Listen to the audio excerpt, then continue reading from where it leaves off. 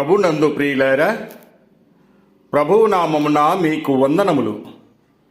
ఈరోజు దేవుని యొక్క వాక్య ధ్యానము ఇర్మియా గ్రంథము 1వ అధ్యాయము 5వ వచనము.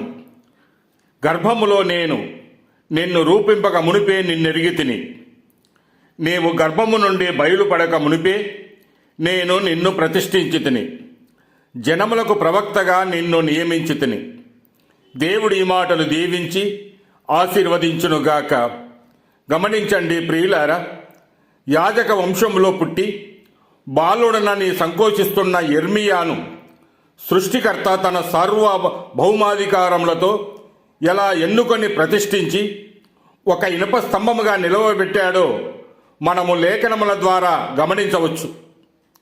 గర్భమున నిన్ను రూపింపక ముందే నిన్ను ఎరిగితిని అనెను.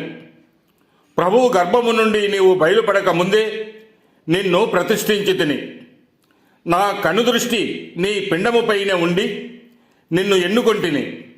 జనములకు రాజ్యములకు నిన్ను ప్రవక్తగా నియమించానని పెకిలించుటకు, విరగగొట్టుటకు, నశింపజేయుటకు మరియు మహిమతో కట్టుటకు, నాటుటకు నీ నోట నా వాక్కు ఉంచాను అంటున్నాడు. అంతేగాక శత్రువుల దాడికి లొంగని ప్రకారము గల పట్టణముగా నిన్ను చేసి ఇనుప స్తంభముగా, ఇత్తడి గోడలుగా నీ బ్రతుకును మార్చాను అంటున్నాడు.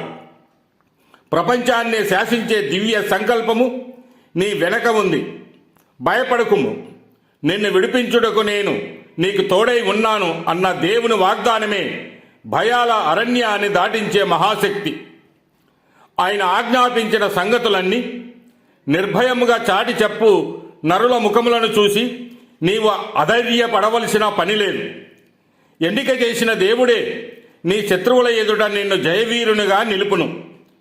ఆయన తోడుండగా నీ ఆత్మీయ ప్రయాణము ఏనాటికి ఆగిపోదు. దేవుడు ఇర్మియాను గర్భంలో పుట్టకముందే ఎరిగి ఒక ప్రత్యేక ఉద్దేశము కొరకు నియమించినట్లు నిన్ను కూడా ఈ భూమిపైకి ఒక ఉన్నతమైన సంకల్పముతోనే నిన్ను పంపాడు.